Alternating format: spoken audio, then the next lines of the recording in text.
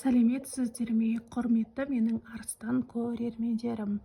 Бұл сіздерге 2025 март айына арналған жалпы прогноз болып табылады. Арыстандар, сіздердегі көңіл күй өте керемет болады. Бір жетістікке жетуіңіз мүмкін, немесе өзіңізді өте еркін сезінуіңіз мүмкін, еркін адам боласыз.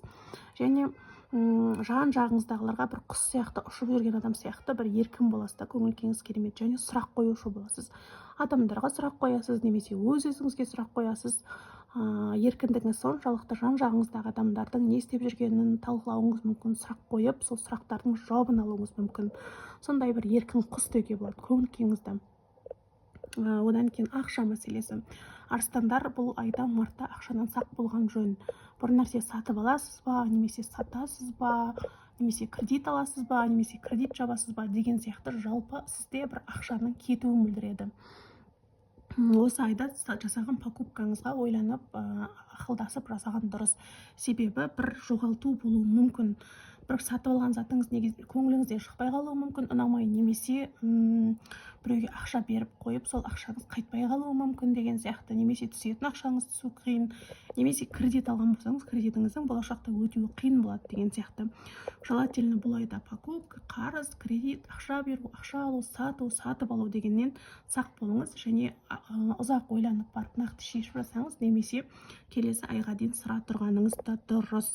Одан кейін жұмыс мәселесі. Жұмысыңызда абыройлы боласыздар, керемет боласыздар, бір кубокқа жеткендей боласыздар. Жұмыстарыңызда қиындық болмайды, жан жағыңыздағыларыңызбен тіл табысу да өте оңай, жайлы атмосфера болады жұмыстарыңыз. Және жұмысыңызға бір адам тоғысуы мүмкін, толысуы мүмкін жұмысыңызға.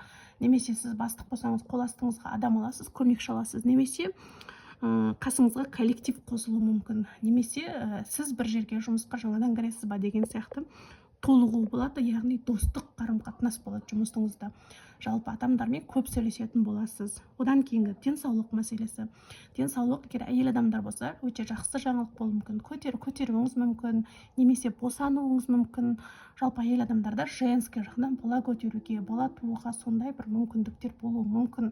Немесе көптен бері бала көтеруді жоспарлап жүрсеңіздер, арыстандар, осы март айына жоспарласаңыздар тоже өте сәтті болады.